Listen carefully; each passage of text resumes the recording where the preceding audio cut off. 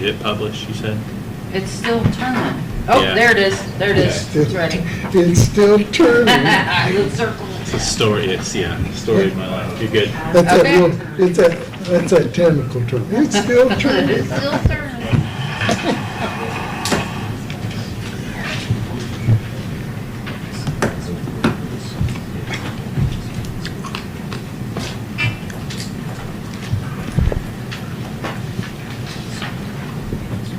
Okay, where are we here?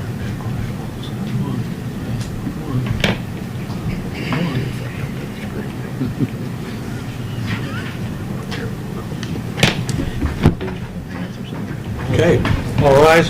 Call the meeting to order. Mr. Jeffy, would you lead us in the pledge?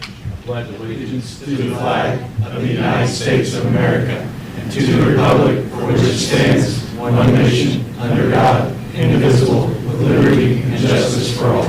Bow our heads. Dear Lord, thank you for allowing us to come here tonight to do the business of the city of Newcastle. Help us to have wisdom.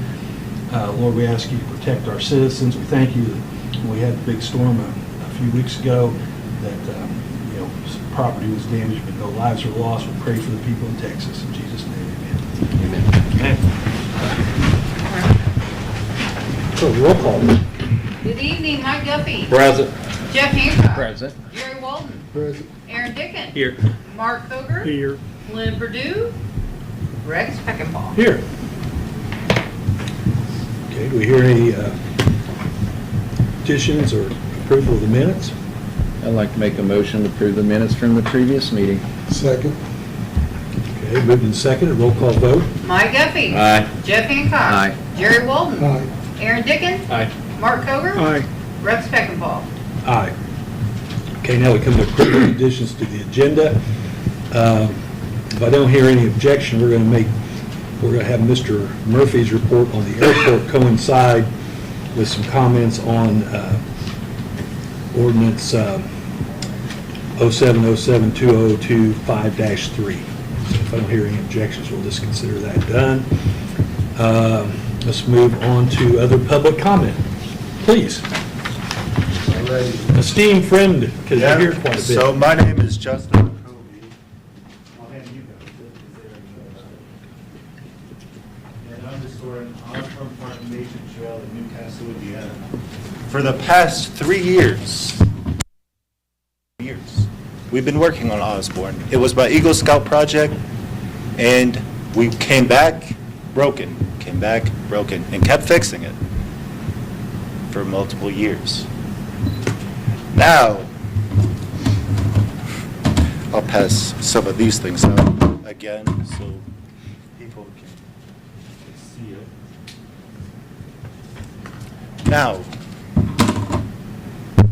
for the past couple meetings, I missed last park board meeting, and I was told to come back at the park board meeting. There was no park board meeting today. And so,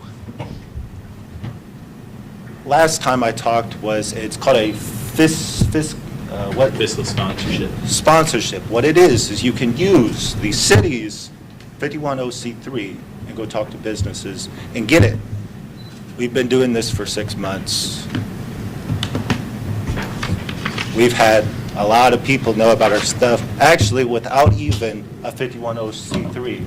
We've been able to get a couple companies, big companies, to say they would sponsor us without a 5103C. That doesn't happen at all. Like at all. They told me they don't want anyone to know that they helped us because they don't want other people to do what we're doing.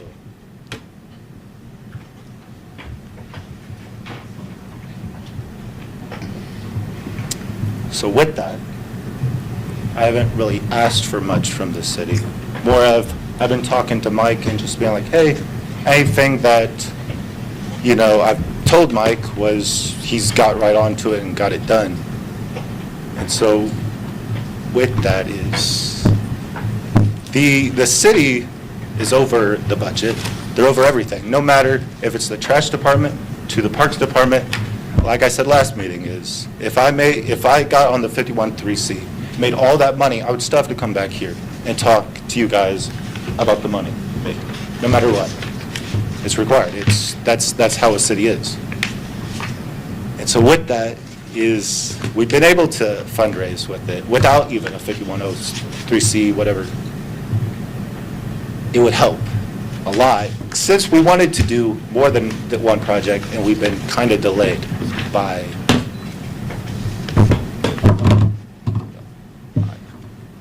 what you can see. And so with, No, yeah, go. You can keep going. so with that, is all I'm asking is a little bit of help. Just because of this. I didn't know anything about the 51C3, about what I have to do. I never knew anything about this. No one's helped me in the sense of like just understanding. It's more of, you go to people and you say, hey, I'm wanting to do this project, and you just get shut down every time. And the people that you keep, like if I stopped after 3 years ago, that would have been it, that's it. But I haven't. And I've been told no multiple times. And finally I get a yes. So are you mainly just asking to piggyback with us? I'm just saying in the sense of health-wise. So if that, like. Yeah, so you can get donations and they'll be tax deductible, correct? Yeah, and also with these companies that did is, I have the opportunity to talk to more of them. Because, Can we do that? How do we do that? Yeah, I mean, donations to municipalities are generally tax deductible anyway. It's not necessarily as a 501c3 status, but it's another similar Yeah. status. So essentially what I would recommend would be people could make donations and earmark it for a specific purpose. Yeah. Do we So need you make to- the donation to the city and then Do it we would need to be. create a non-reverting fund? And you can or create a something for- non-reverting fund Put that for that. money in? Yeah. We can create, and we've done it for other, we can create a Yeah. non-reverting fund. Yeah. You can kind of determine what the name of your group Oh, yeah. is. And we can create a non-reverting fund in that name. People can make a donation to the city Yeah, and basically kind of put on their check, non-reverting, yeah, whatever name it's going to go under. yeah, And it'll come to the city. yeah. And as long as you've got bills that fit into your Yeah. category, you can go see Ashley, and you can get money out of that non-reverting fund. Yeah, and the big thing isn't really the money, it's we get to talk to people. Right. Because, again, it's me and him, and why? This gives you a little bit, It's- maybe just gives you a little more cred when you talk to him. Yeah, all that's does. it. Yeah, That's- that's good. We want that. Because like I said, we've been making money without that. We've been going and working with businesses and funding the whole project for the past 3 years. Mhm. There's only been a couple of donations, and the majority of it is us. So it's like, again, Osborne Park is named Osborne Park, not just McRobey Park. I'm Ashley. My office is right Yeah. downstairs. Right downstairs? Yep. So can you write that up for next Oh, meeting? sure. We'll have to pass a Yeah. resolution to create that fund, and then we can get going. Yeah. How long is that going to take? Well, 2 weeks. 2 About weeks. 2 weeks, and then I assume we'll probably pass it. And Yeah. then you can get with Ashley, and she can tell you the procedure Yeah. just to get the money to her. Yeah, and then also with that is, we have had some businesses that said that we can use some of their stuff, and they don't, for insurance reasons, and like I said, is they don't want anyone knowing that they're helping us. Is it all right that they go back there and go grade the trail and everything? You, the company, or? It's the business, the company, I can't, yeah. We need to sign off on any liability? Yeah, I mean, They probably need to be insured and Yeah. have all the, Because it's if they're a company, they probably have all this, but they probably need to make sure it's on Yeah. file Yeah. with the city. Yeah, I went and talked to them today, and they were pretty open to it. Mike, should that go through you? Would you be more comfortable with that? Yeah. And another thing, Joel, once this resolution passes, could we give them a formal letter stating that this is the process? Oh, sure. That they could show to the different businesses that they're doing Yeah. that? yeah, that wouldn't be a problem. Yeah, this right here is helpful. Again, like I said, I'm 20 years old, he's 22. Well, we want to help you. None of us know anything. Yeah, we think you've done a great job. We Yeah. want to help you, so. Yeah, And a big thing is, we've brought a lot of attention to a depressed part of Newcastle. Because, example is, I think last meeting, we talked about how, about how we did get a tractor last time and maybe not have been the correct way. And then we got one in the correct way. And then we talked about how we got it, by someone driving a golf cart back there. Well, anytime you get equipment, you should go Yes. through Mike, so he knows Definitely. that the equipment's gonna be in the park. Yes. Anytime you do anything financially, you should go through Yeah. Ashley and coordinate with both of them. Just stay in contact with them. Yes. Okay, well, thanks.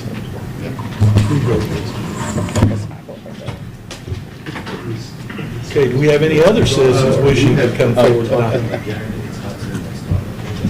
There's one in the JDP maintenance, Thanks. Okay, if we have no other citizens, we'll begin committee reports. Mr. Guthrie. I got just a couple of things. First, I want to thank the land bank, and my ward wants to thank the land bank, because anytime you can take a blight out, it's greatly appreciated. And I know they're doing wonderful things, and I keep giving them a plug to at least to the citizens of my ward that, they are trying to help us out. But Jerry, you make sure everybody gets a thank you from me. Do appreciate it.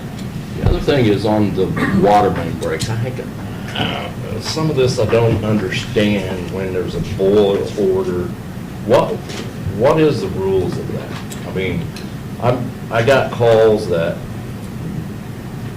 they didn't receive anything. What do we do? What is the protocol? If the line is opened up, there has to be a boil water. Greg, you want to go to more detail about? If pressure blood drops below 20 pounds per square inch, So it's a boil then. it's a boil water pressure. So how are they contacted? We put a flyer in the door. Okay. And that is to the area that we figure out how much the area is We going to be. specifically go house to house and check pressure, and anybody that has low pressure. A lot of the problem is people call us and say, we have no water. They have water, they have low pressure. And it's not the same thing. Right. So we check in the area we're working in. If anybody has below 20 pounds pressure, they get a letter. Okay. And really, if anybody reads the letter, all it says is there's a possibility of contamination. It doesn't generally happen that way, because when you've got a water main break, you've got water pushing out. You don't have anything coming into the line. So somebody put it succinctly when we had a little problem last week. They said basically it's well water. And basically that's what it is, except it's still treated with chlorine. So, I mean, we take it very seriously, but people don't realize how low 20 pounds of pressure is. But, we do the bills. Okay. That's a good explanation. So the issue that we had is getting better as far as the issue that I've seen on social media? Yes. We had a filter breakthrough. We have classified as a mechanical malfunction. Basically, all it does is allow more rust to get in the water, which discolors the water. It doesn't harm the quality of the water whatsoever. And there's no way for us to find out about that until it's in the system when people call us. And when we do that, basically we shut that filter down. We ramp up the other filters to dilute that water so we get more clear water back in. But the water itself is still quite safe. Okay. But safe? It is safe. We still drink it. I understand. Probably drunk worse when I was a kid. All right, I think that's all I got. All right, Mr. Hancock. Couple things. First of all, I want to thank the EMS Emergency Services with Road 3 and the citizens of Newcastle. I know it's rough going down there, and I see, and everybody seems to pull off or pull somewhere and all that. I know it's a difficult job, but I appreciate all you guys do and all that. Second of all, I had a phone call, Bundy Nye Avenue, the fire hydrant. Is it out of order? It's got a trash bag that's been on it, and now it's fallen down. Yeah, I don't know where that's at on the schedule, but that's been since, we had the fire. On I Avenue. About in the middle of the block. Yeah. on I Avenue. Yeah. Is it in the process of getting, I had someone on I Avenue was a little concerned. You got to talk to Greg about the fire. We have a list that we're trying to go through to replace hydrants. Okay. So a new hydrant right now is $3,500, so we're trying to replace them out. Okay, is that one that's on the list? It is on the list. I'll let the gentleman know. That's all. Okay, Mr. Walden. Mike, thank you. But we need to also add Kendra in the building inspector's office to that, because they're a big help for that. And that came out really nice over there, so it's been a long time overdue. Yes. And we have a couple others on our target list, so we are putting that money to use. Good deal. So that's all I have. Thank you. Mr. Dickon?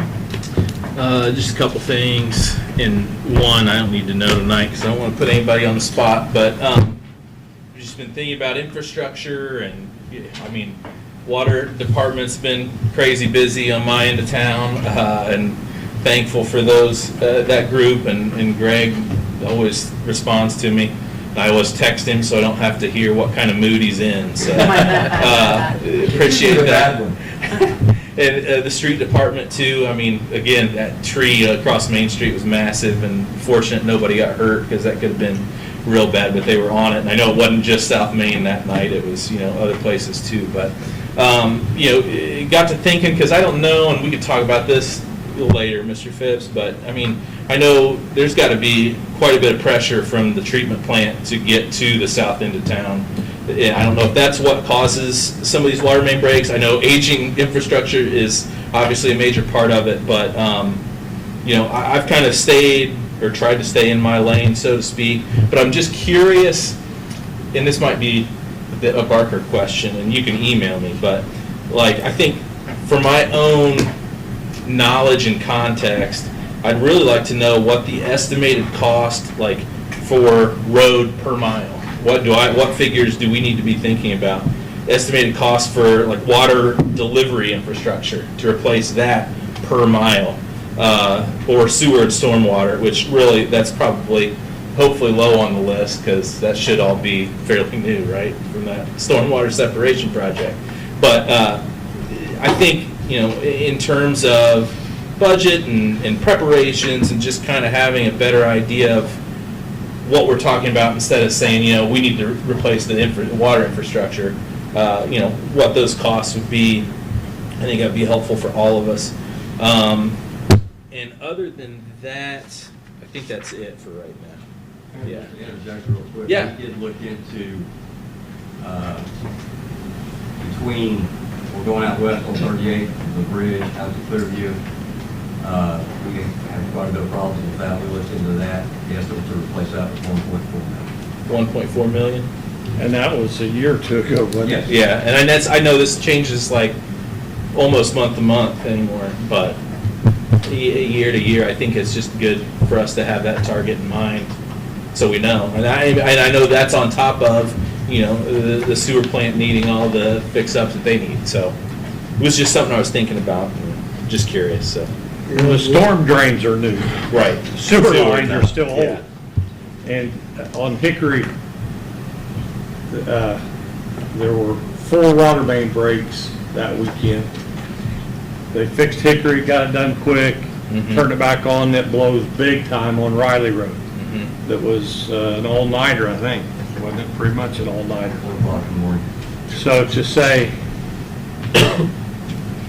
where you would start, I mean, it's wherever it blows next. I mean, it's all 100 years old. You would think down Riley Road would be one of the newer roads. It just, old valves, since we're there, have on my list that Wednesday, Main Street will be totally closed to fix that leak that's been there.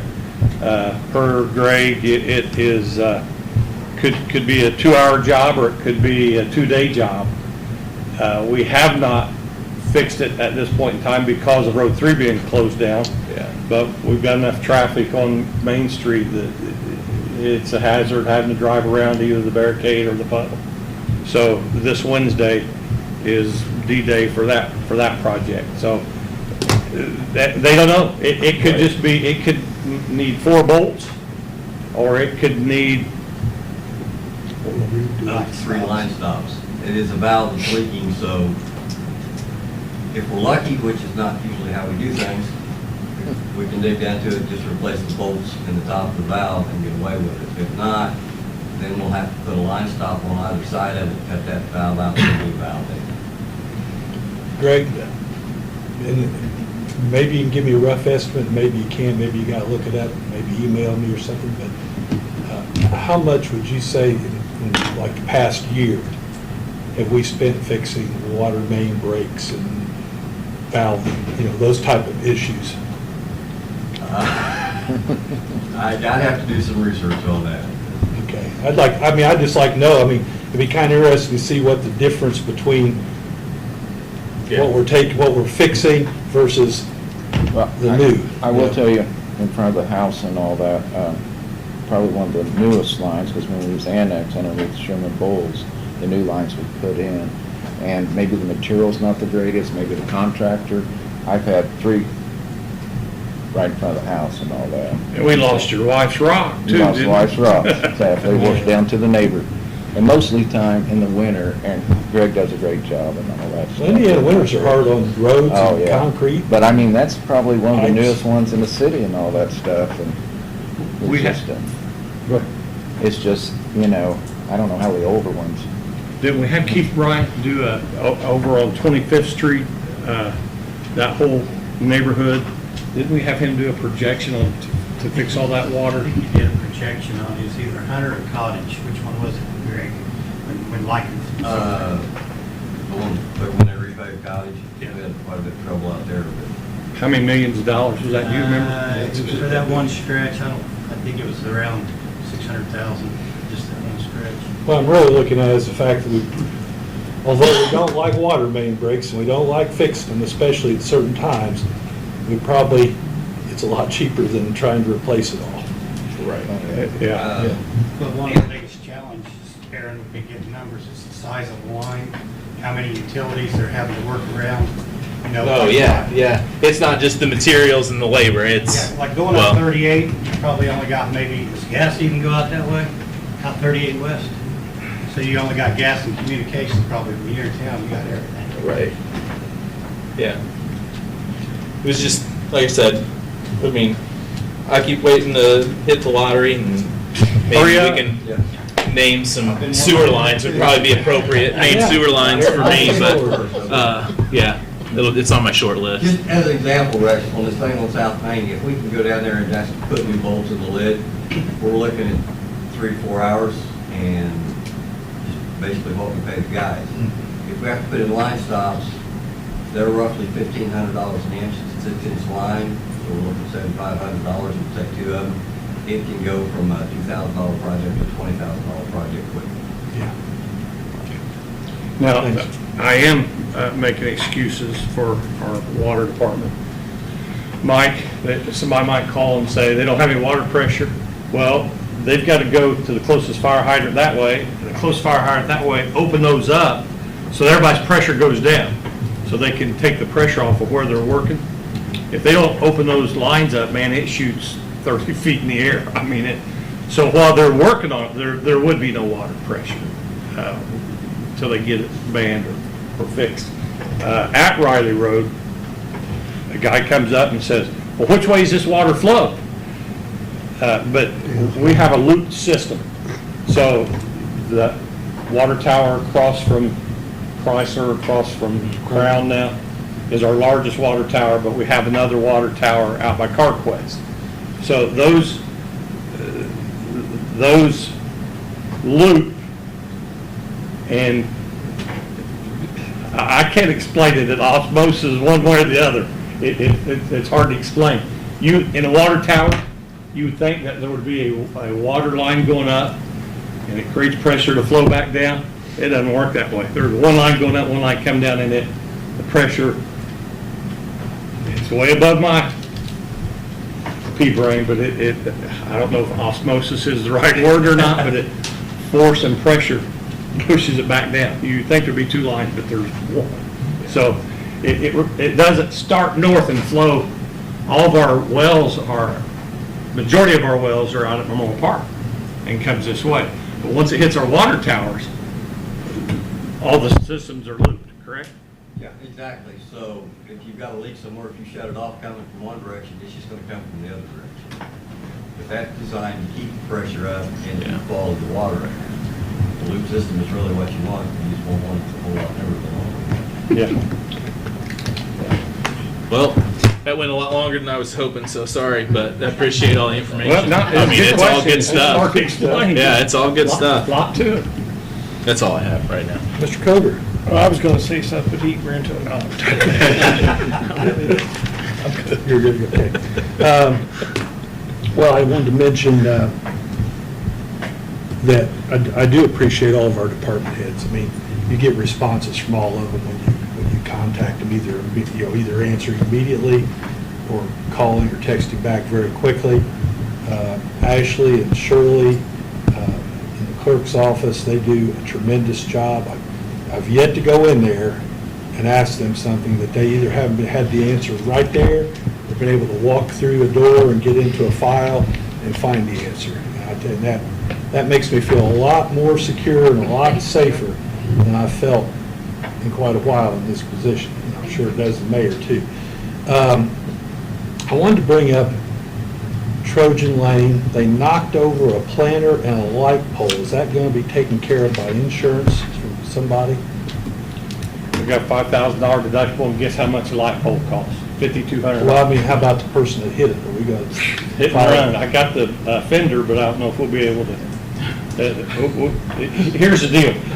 Those light poles were put in 1960 or 61, and there had been one light pole knocked over. That is a very far east light pole. We took those old light poles down, and we've had the new light poles up for a year. We've had 3. We're on our 3rd one. I ordered 4 spare. We're down to 1 spare. So we only had 1 that was turned into insurance. The other 2 were hit and run. Well, So the reason I ask, I brought this up last year. I really think we need some city department in charge of Trojan Lane. Lynn talked to me. He said he was going through Webb's, but he said they were out of money in the Community Foundation pass-through account. And I said, well, you can't order a planter. You don't have any authority to make a contract for the city of Newcastle. A councilman, like I don't have the authority to go someplace and make a deal for the city of Newcastle.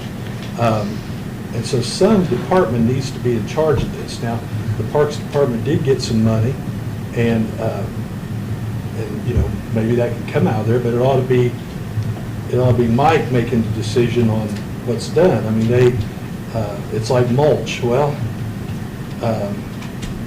and I got nothing against Webb's. I buy stuff at Webb's, but they brought the mulch out and they mulched that area. Well, I think that we could get people, we could buy the mulch and get civic groups to mulch that area. I mean, I'm sure we could. So and that would save us, I'm sure, a pretty good chunk of change because they're paying people all that time to mulch, They're replacing every single plant that dies. And I'm not sure, it'd be nice if we had somebody that would kind of oversee that, because maybe we don't need to replace every single plant that dies. And there's a lot of the ones that places. die, they do it for free. Okay, if they do it for free, that'd be okay, but I'm just saying, if that wasn't the case, if we're paying $40 or $50 a plant, then we got a lot of plants. There's probably enough there that if you weren't there, nobody would miss them. But anyway, I just wish that you would determine who is going to be in charge of Trojan Lane, and then, like, the Parks Department does have some money that we, and then in the future, put a little more money in their budget maybe.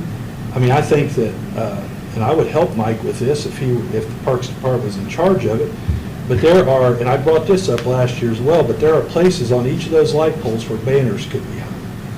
And I don't know why we haven't, in essence, monetized that, because if we work with the athletic department at school, I'm sure there's plenty of people that would like to have their Trojan's picture on a banner, small banner there on Trojan Lane. I think it's Trojan Lane, that would be kind of a good thing. So I think there's ways we can get money to help offset quite a bit of the cost. But I think somebody's got to actually be in charge of it to do that. Up to this point, we've had a lot of the money donated. Do we need literally a line item and put a budget in for Trojan Lane? It's what I Well, think it needs I to think have it its own. needs to be in a department and then money put into a line item for that department to use on Trojan Lane. Yeah. I want to be real careful because Mike is limited on help, and to say that it's the Parks Department. Well, I don't think it has to be, because I know he doesn't have a lot of employees, I don't think it has to be them going over there and planting a plant, or them going over there and mulching the area. It may be mainly, and Mike is very good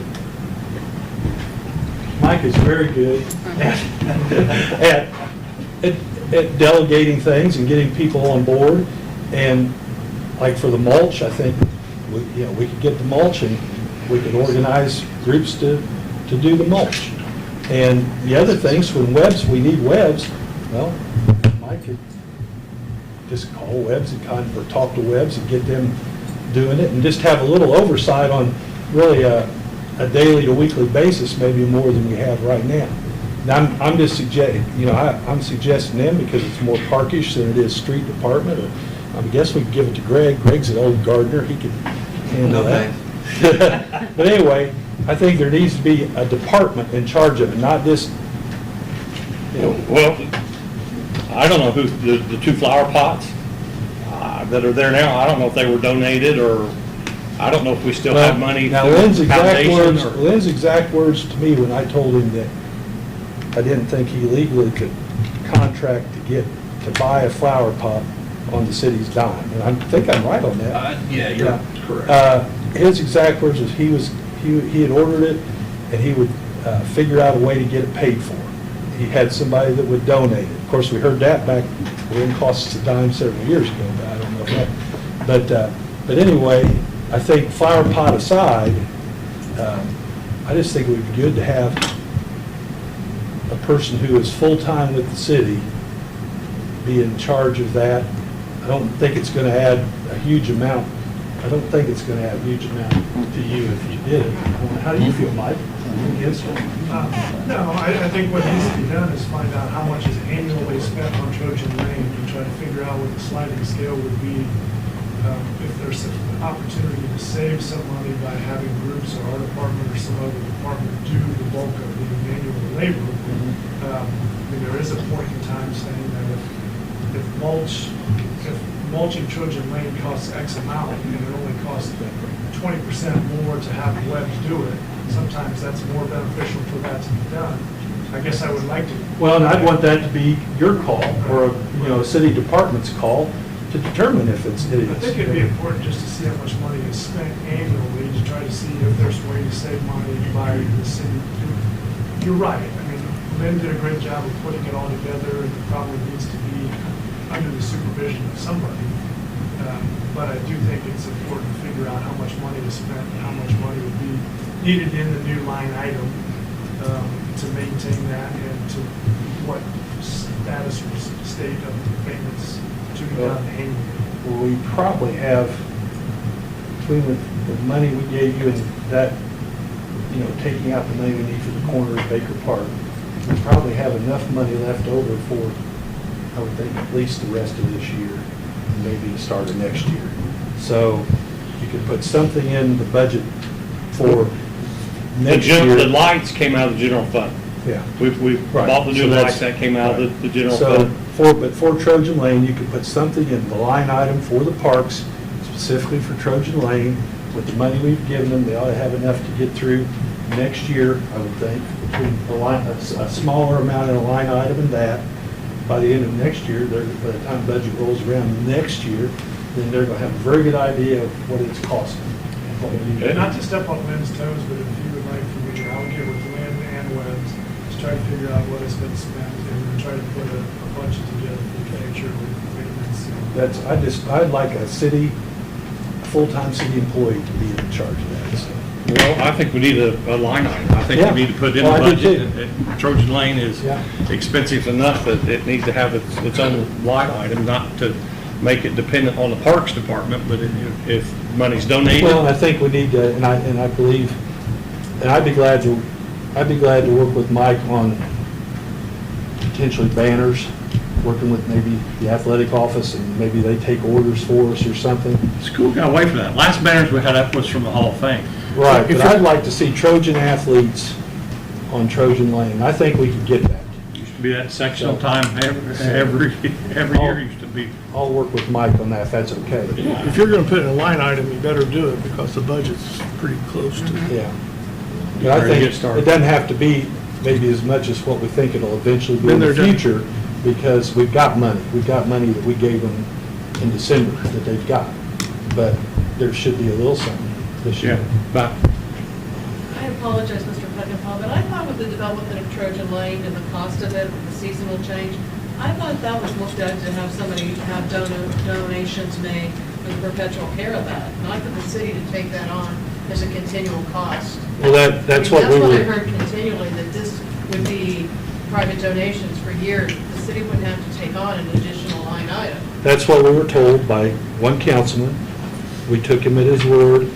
And I'm not saying, I'm not saying he didn't tell the truth, but he's got into it and realized that it wasn't quite what he thought, as easy as what he thought it was going to be. And now we've got Trojan Lane, and we can't let Trojan Lane wither and die. Well, and I agree with that, but the city looking at cuts and now you're looking at an additional cost of aesthetics, that's a concern to me. So- Well, I mean, our choices are, we could do nothing and we could just let it go, and then it's, That's but, my only concern. yeah. I think we need to create a line item for it, and if whether money's donated, it goes in that line item, and the money the city will put money towards it. And if money's donated, it'll go in that line item. So I think we can get to where we can bring in a good portion of money. Yeah. But we need to do something now because they don't have any money in that fund anymore. So we got to do something to kind of bridge the gap. Okay, well, that's all I had, Your Honor. Okay. Thanks. Chief, you have anything to that? I do not. Chief? No. Chief? Frank? Yep. Dave? I don't have anything else. No, sir. Ken? Greg? Blake?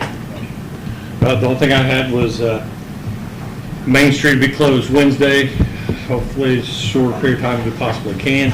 Mark, to answer your question at the meeting about Senate Bill 1, the question was asked, if this doesn't work out in 2 to 3 years, is there any plan, and it was a quick no. So they don't have anything in store, don't have anything in order for a plan B if it's disastrous. They have no idea what to say before. I mean, from what the beautiful big bill was just passed, it's pretty common knowledge that all states are going to be getting less from the federal government, and I'm sure Indiana's going to be way down on the list. So they're going to have their hands full. Yeah, right. That's all I have. Okay. Now we'll move on to new business. We have resolutions. Our first one is authorizing the expenditure of revenue allocated to city's riverboat fund, Newcastle Youth Baseball. If I can, mine is, do you have that right there? Mine is sideways. Thanks. Okay, whereas the city of Newcastle wishes to utilize the sum of $4,000 to assist with the cost of the state tournament held by Newcastle Youth Baseball on fields owned by the city, now therefore be it resolved by the Common Council of the City of Newcastle, Indiana as follows. The Common Council hereby appropriates from the Riverboat Fund the sum of $4,000 to assist with the cost of the state tournament hosted by Newcastle Youth Baseball on fields owned by the city. I move we pass this resolution. I'll second that motion. Okay, it's been moved and seconded. Roll call vote. Hearing no discussion. Mike Guffey. Aye. Jeff Hancock. Aye. Jerry Walton. Aye.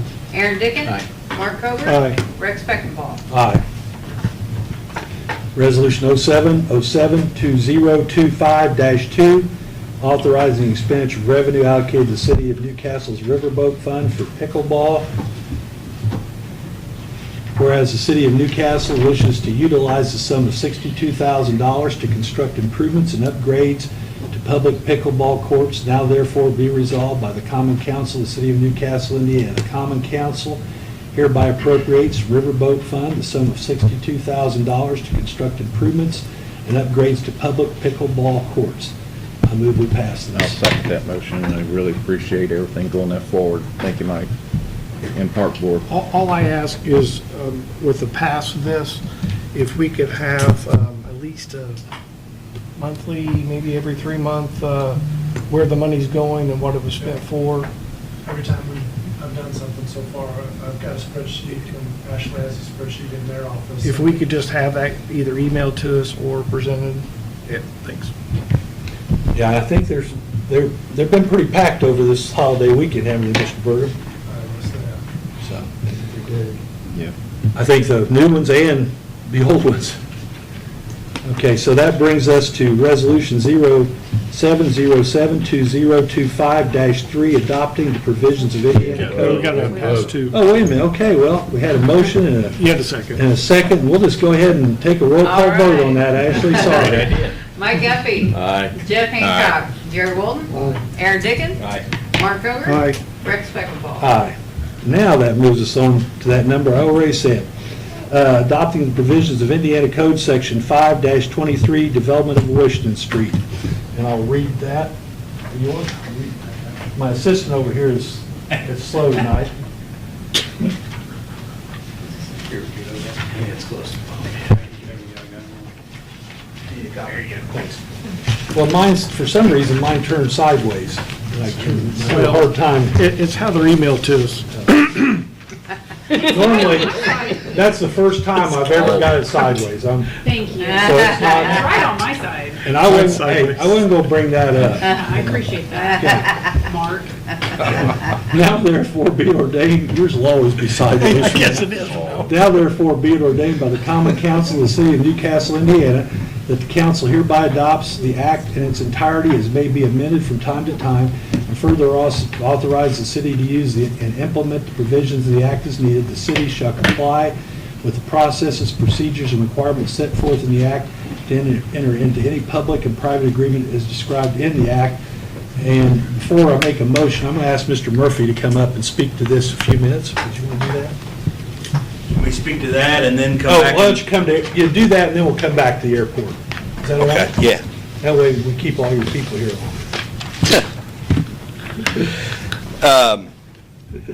So this represents a residential development project on Washington Street, and that statute is a procurement method. It is a way for the city to enter into a public-private partnership, and so appreciate you. A quick update. So this is a Ready 2 project, and our region did receive a pre-commitment letter from the state of Indiana for funding on this, and so that's really good news. We can move forward with confidence. I mean, I know the mayor hasn't watched Jumanji yet, but we're now on the second level of Jumanji. And so we can move forward with confidence in terms of the ready funding. There'll be more questions, there'll be more tweaks, there'll be more adjustments, but it was a big deal to receive that pre-commitment from the state. The other funding, and so when I say funding, I'm focused on the public infrastructure. The housing is taken care of by the builder and whoever's buying the house. So the funding for the public infrastructure is coming from the following sources: a state grant, Ready 2.0, food and beverage here locally, a collaborative partnership between the City Redevelopment Commission and the County Redevelopment Commission. That is going in to fund the public infrastructure. I'm not giving you any amounts because it's still a little moving, it's a moving target, but it's about a $4 million investment. Roads, drainage, water, sewer, right? All the necessary infrastructure so those homes can be built. It's 85 homes. That's a little different. So this is an update in terms of, it's 85 homes over 3 to 4 years.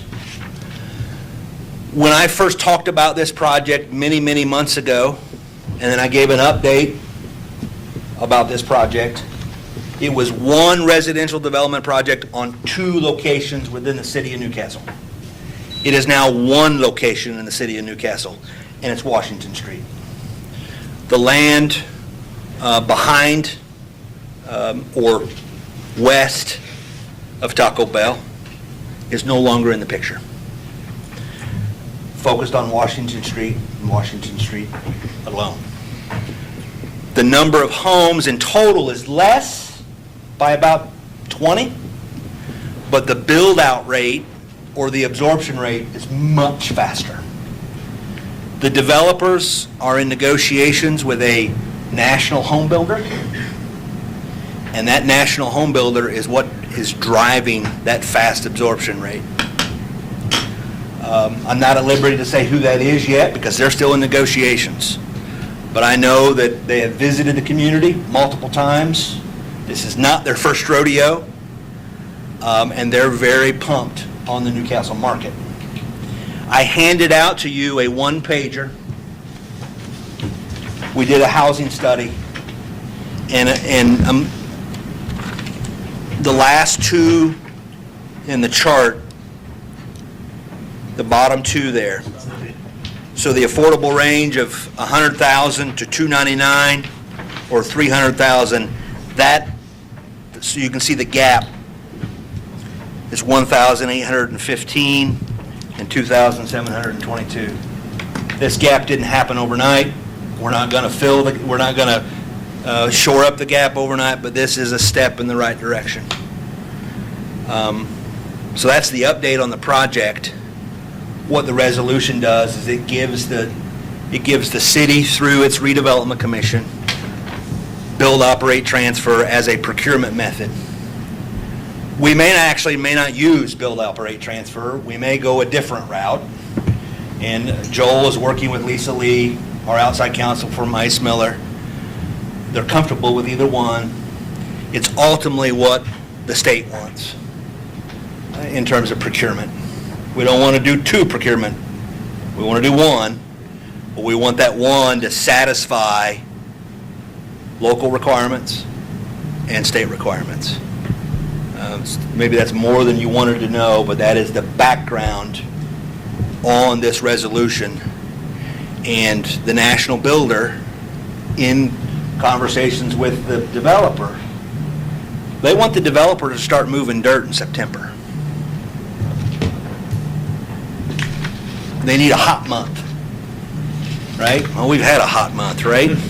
But they need a hot month to get the mass dirt excavation done, and then they'll do the pipe work over the winter, road work in the spring, start building homes.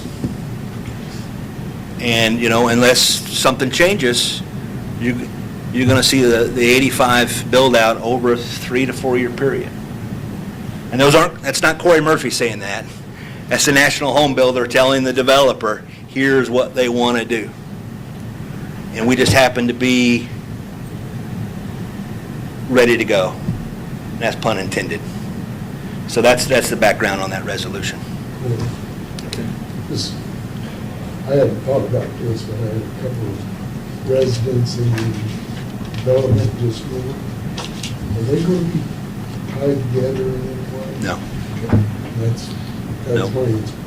No, the entrance to this development will be off of Washington and off of 20th Street. 20th Street. Yeah. So the basic plans that we were given, is that still going to be pretty much the model and the setup? I've had a lot of iterations on this one, so I'm afraid to say yes. The entrance has pretty much stayed the same.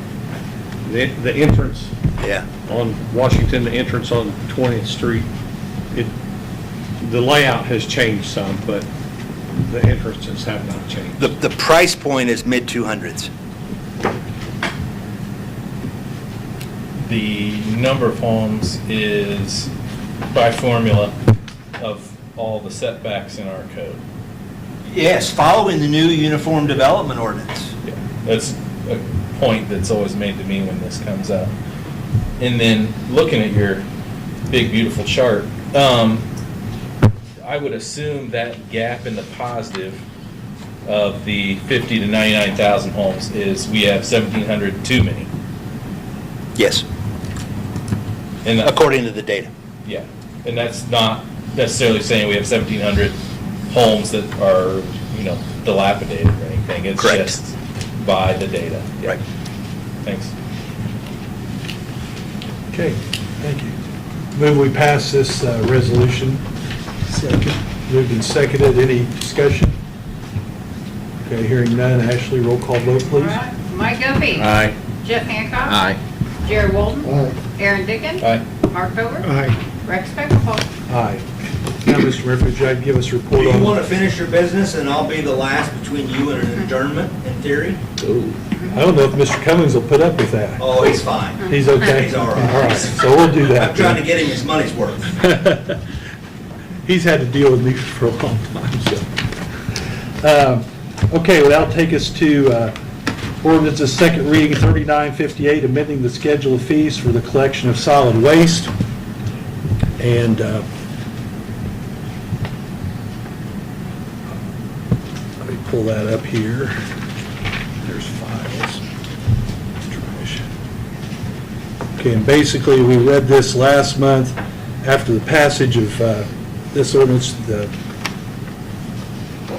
It shall be increased by the sum of $4.55 a month.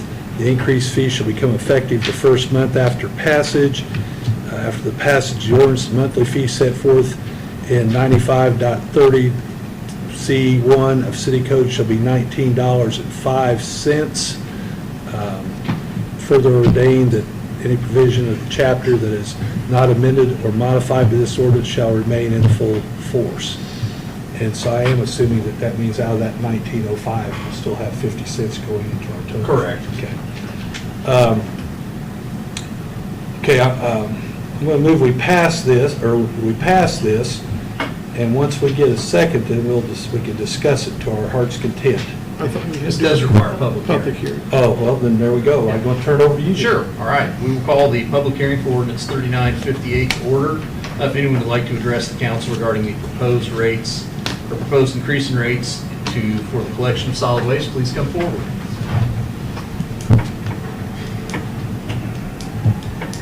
All right. Can I ask a question? Sure. You're talking about moving it up $14.50, or excuse me, $4.50. Correct. It's 14 now. So that would only actually give additional sanitation, it'd be 18.55, is that right? 19.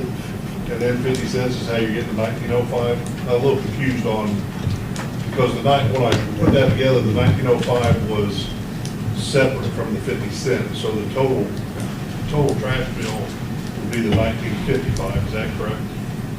It's 1905 as drafted. Right, and then 50 cents more, because there's already 50 cents established for. Well, right at the moment, it's still 1905. Now, once we make the motion, and we second the motion, then we can discuss what we Okay. think it really needs to be Okay, and anything else. Correct. okay, I was just, okay, that's fine. So is public hearing done? We'll conclude the public hearing then, if no one wishes to come forward and address the council. All right, Okay, public hearing's concluded. so I move we pass this. If we get a second, then we'll discuss this. Second. Okay, it's been moved and seconded. Now, we can have discussion.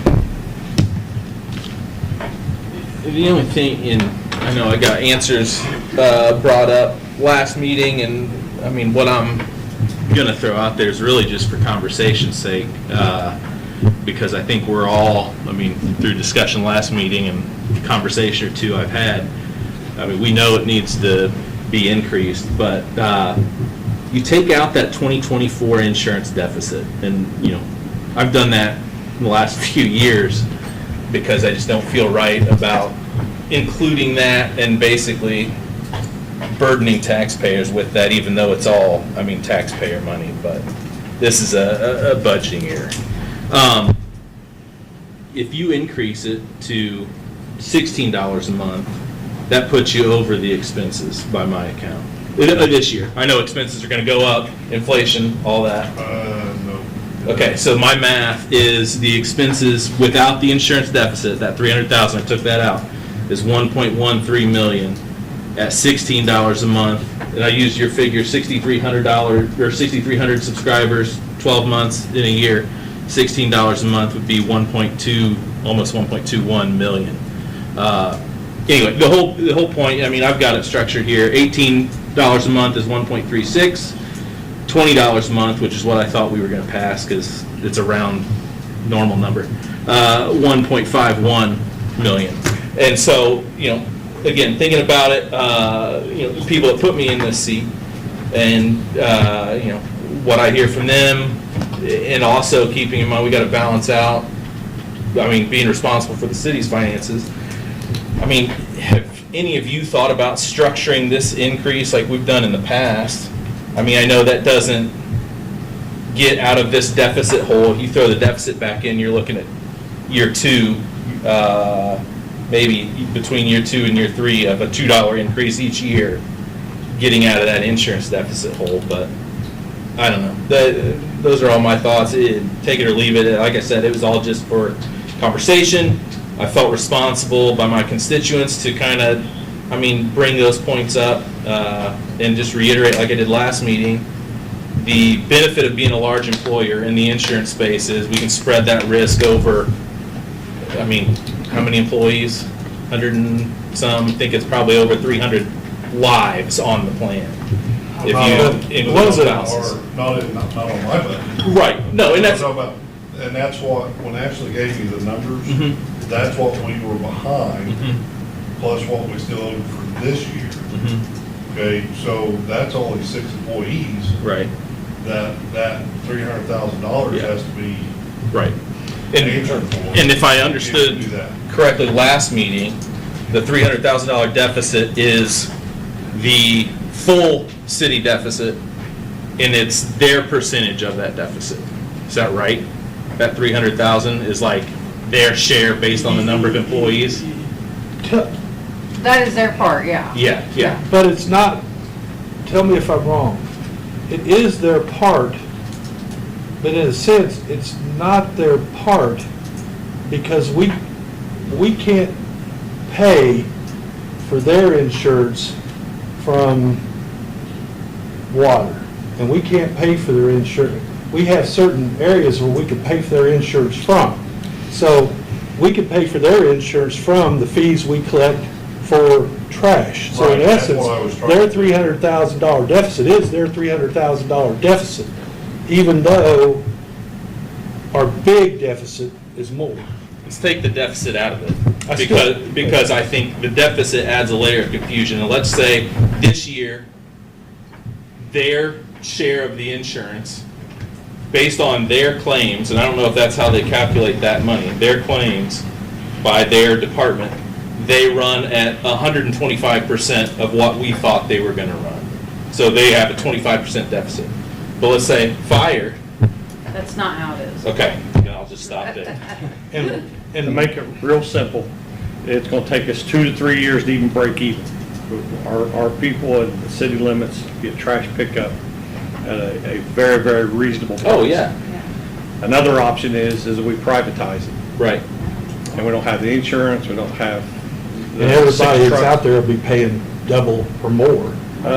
22 to 23. Yeah, so the average is like $26. But their water bill would come down to Everybody's looking at their utility $16. bills, oh, my water bill's low.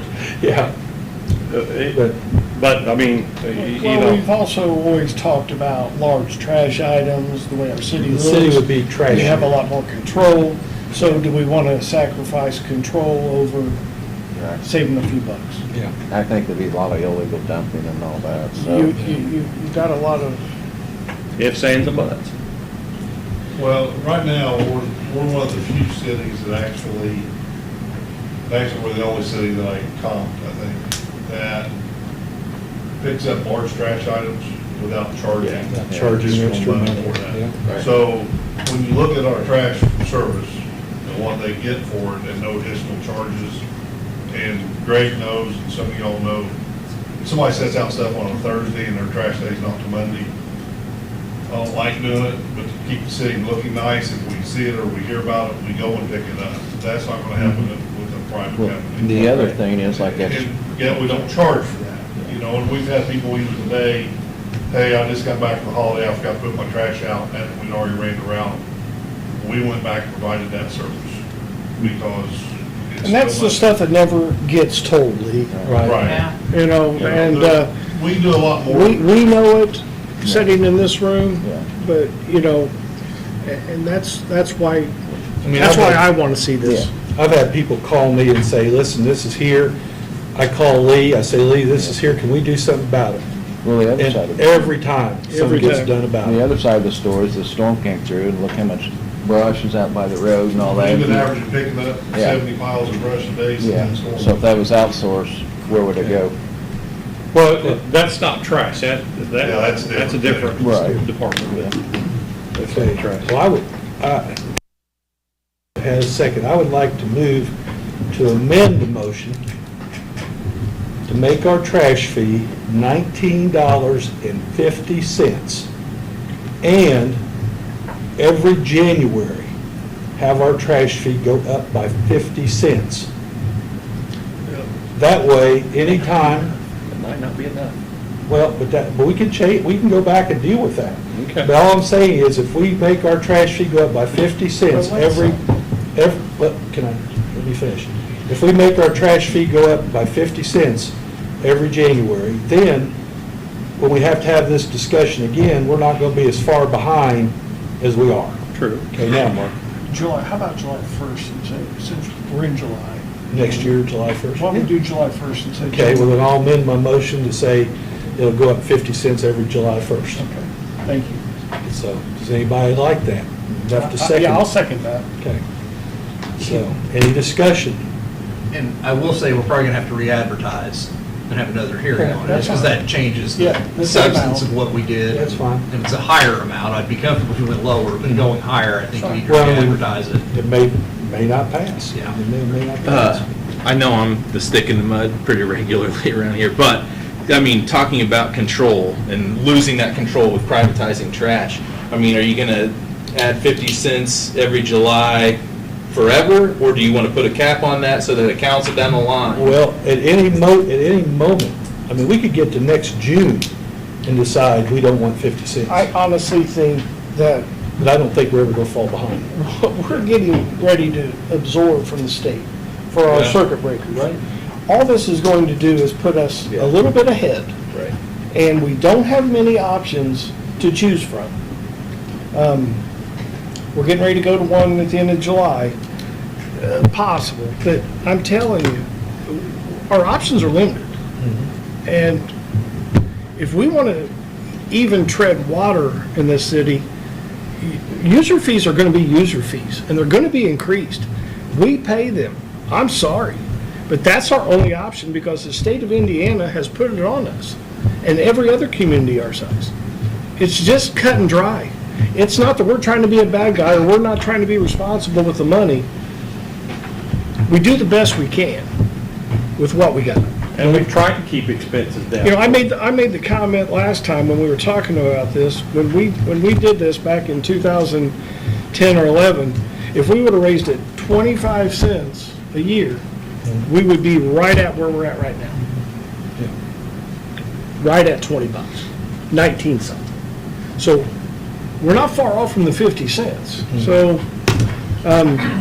you know, when you consider a trash fee that hasn't been raised except for our toter fee, and that was just to get us on our feet so people had toters to put their trash in, I just don't think we're asking for too much. I'm sorry. We're just not.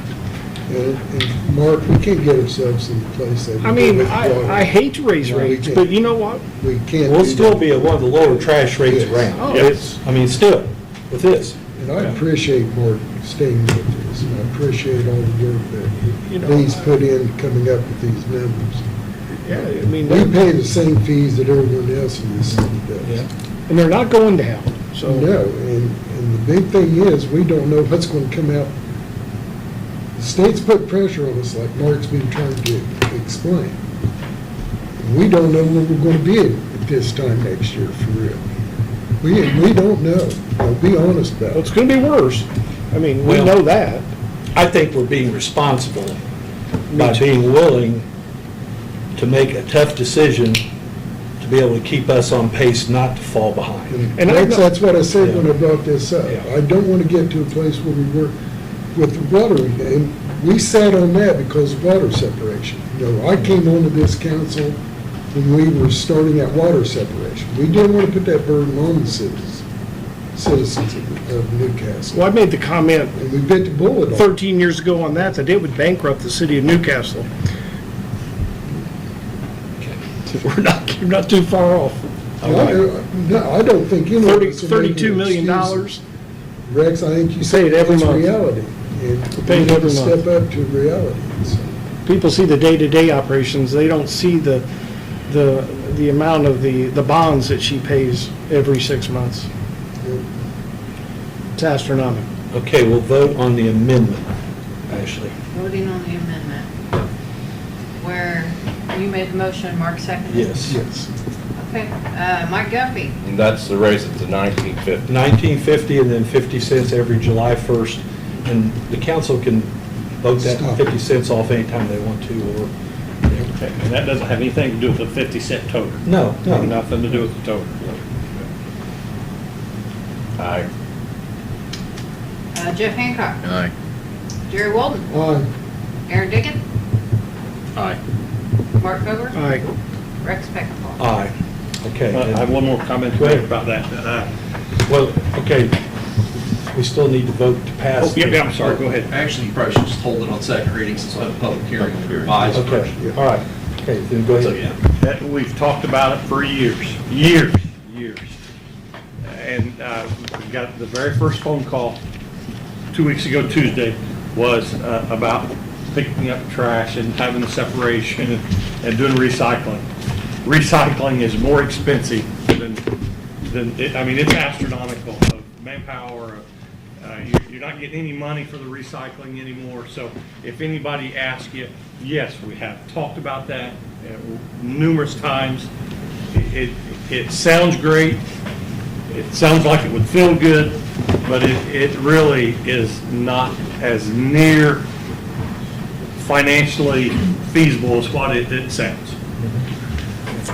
And then bring that up like this. That's the first phone call that Tuesday morning, was Kendra. Mr. Mayor, you mind if I add to that? Go ahead.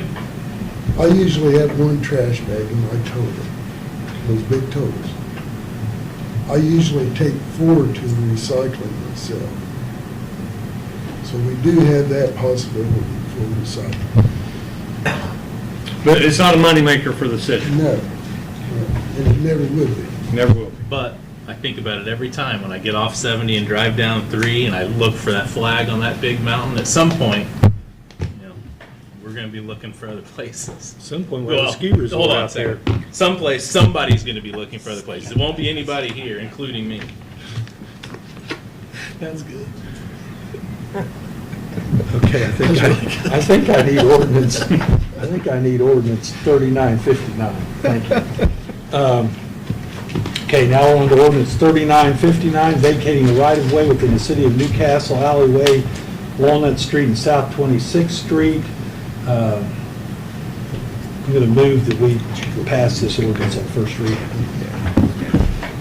I'll second that motion. Okay, moved and seconded. Any discussion? Is there anybody here from the public? We'll have to have a public hearing on this meeting.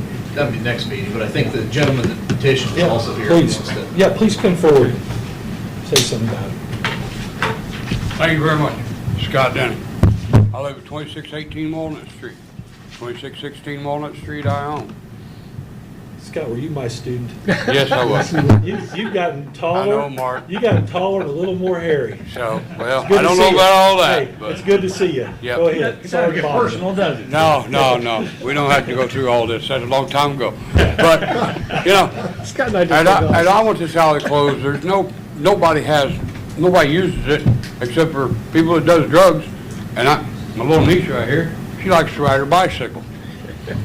Can't let her out there on the alley that nobody uses. All of them has front passageway. They can park in front of their house. They have the garage. Old vacated 27th Street, that goes into the front property that I own and my wife, Teresa, and then our home in the back. That's the only place that goes there. Ambulance won't be disturbed, fire department won't be disturbed, police department won't be. The water cut off the house. No utilities will be affected at all. Okay. But you can't let a kid go out here and ride a bike if you find needles in the alley. And we own over half the alley. And it's no use to anybody. The mayor's been out there, it's chuck holes, it's mud, it's all growed up, the trees are coming over. And we got a little amputee girl that's 3 years old that lives in a blue house at the corner. She can't go out her door because the car's coming around, there's 3 foot to the alley. Swing door open, 36 inches, there you go. There's an accident waiting to happen.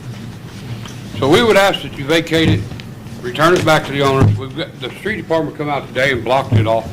We appreciate that. That's all I've got, and I would surely appreciate it, and this little girl behind me would too. We appreciate you coming up. Thanks, guys. And I'll move we pass this ordinance. Second. Moved and seconded. Roll call vote. You know who his sister is? Yeah. Okay. Mike Guffey? Before I vote, I did come out and look at it, Scott. I understand that totally. My wife has a grandmother who lives on 27th Street there, but that's a woman, I mean. That's my So- sister. That's her sister, that's Teresa. Okay, yeah, so it is, I drove around it and seen it was blocked, so I knew then not to go down, but I agree with you. I vote yes. All right. Yes. Jeff Hancock? Yes. Yeah. Jerry Bolden? Aye. Okay, Aaron Dickens? Aye. Mark Over? Aye. Rex Beckenbauer? Aye. And that's passed, and then we'll have a public hearing next meeting, and then we'll get that taken care of. I'd like to thank all you gentlemen for your time. Thanks, Scott. Yeah, thank you. Scott, I'm thank gonna you. make it from Grove out Freezer Center. Ice cream too, right? So, ice cream? Ice cream, whatever you want. I appreciate all of you. Thank you very much. Okay, that concludes our business, but we're going to have Mr. Murphy come up and talk a little bit about the airport. Quickly, a brief economic development update. The new governor is talking about entrepreneurship and Main Street businesses. If you read the press releases and the statements that Governor Braun makes, we're doing that here and have been doing it for years. We have a partnership with the Small Business Development Center. Their office is in our building. You can access those services at no cost because we tithe into that organization through our budget. That is no-cost confidential business advising to entrepreneurs, small businesses. It's available. We're going to do a fall education series, probably 3 of them. Topics, dates, and time to be announced, but it's coming. It's in planning right now, focused on entrepreneurship, small business operations. And then we have a revolving loan fund. It's called ELF, Enterprise Loan Fund. We have granted over we have loaned over $600,000 to 26 different businesses all across Henry County since it was created about 13 years ago. So I'm pleased that the governor's talking about entrepreneurship and Main Street businesses. I hope that the General Assembly will give us more tools to help those businesses, but I wanted to just quickly tell you what we've been doing for a number of years to support small businesses in Henry County. I have another residential development project update for you. It's not in city limits, but it's on city utilities. They applied for Ready 2. They weren't successful, but this is at County Road 200 North and State Road 3. So that is the road back to the GEO facility and our county jail. Access to that ground is off of that county road. The builder is Hallmark Homes. There's a sign out on Road 3 now that is 65 homes over the next 4 years. So I, go back to that chart, the big beautiful chart. That was funded. The public infrastructure on that fund was funded through the Indiana Finance Authority the Residential Infrastructure Fund. They served as the bank, and they bought the bonds. The bonds were issued through the county.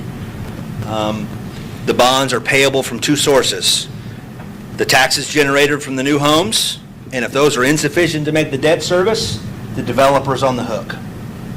No other public money. The debt collector can't come to the county and ask for debt service. So the risk is on the developer.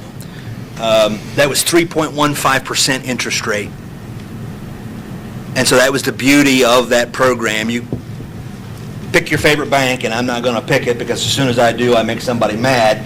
You're not going to get 3% interest in this market. And so, the state frustrates us a lot, but in that instance, they came through, and that's through the Indiana Finance Authority. So we're making a huge push on residential development in this county and city. 20 years ago, when I got into this business, I never dreamed that I'd be working on residential development. But I'm pleased to do so, and it's something that our community needs. Now to the airport. Price point on those ones. $250 to $325. When I talk to realtors, they say we need product, and I said, hang on, it's coming. I've got Don Cummings. Don, you want to wave? And I have Nikki Abney, our consultant. I won't tell you when Don graduated from Newcastle, but Nikki's a 2010 Newcastle grad and a Purdue graduate, and so she's our consultant. She works. She is fabulous. She was. Well, if I'd have known that, she could give this She was update. my student. Okay. Now I'm not going to say what Don was. He was a little. He was around. He graduated around when I did. Rex, you got a lot of students, don't you? But I was blessed to have both his children as either a student or an athlete. It was wonderful to be involved with the Cummings family. His daughter's been on TV every night this past week. Yeah. So thank you for coming. The rest of the Board of Aviation is Tom Green, Paul Jansen, myself, and Keith Pritchett. The local funding comes from the City Aviation Fund. It's approximately $130,000 annually. Most capital projects out at the airport are cost share. 90% FAA, 5% NDOT, and 5% from the local. Sometimes, when Washington's in a good mood, we get 95%. 2.5% from the state and 2.5% from the local. So it is a good return on investment.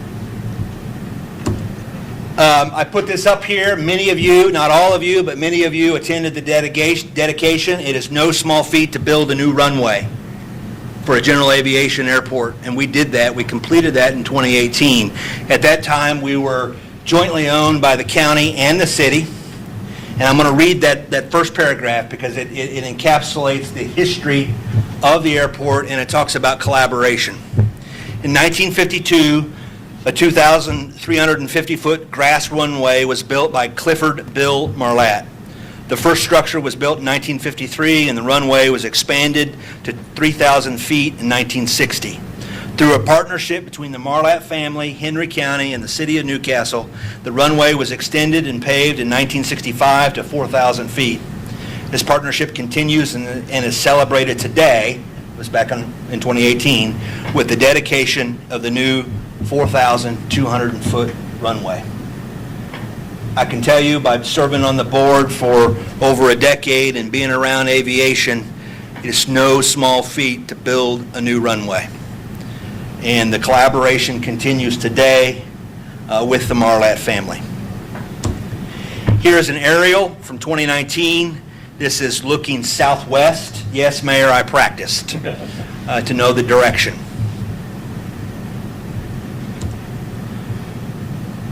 It's important, so the runway is 1028. The old runway is taxiway A. And then basically the taxiway A2 goes down to the apron. Apron is not what you wear when you're cooking, but is where you park your aircraft. Don's probably chuckling because he's a pilot. So taxiway A2 and then you can see the other taxiways.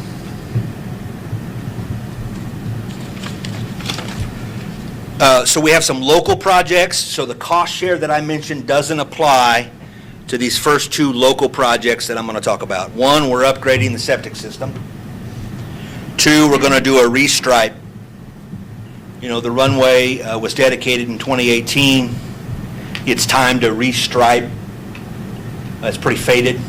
And so we asked for a quote to do the runway, to do taxiway A, taxiway A2, and then the apron.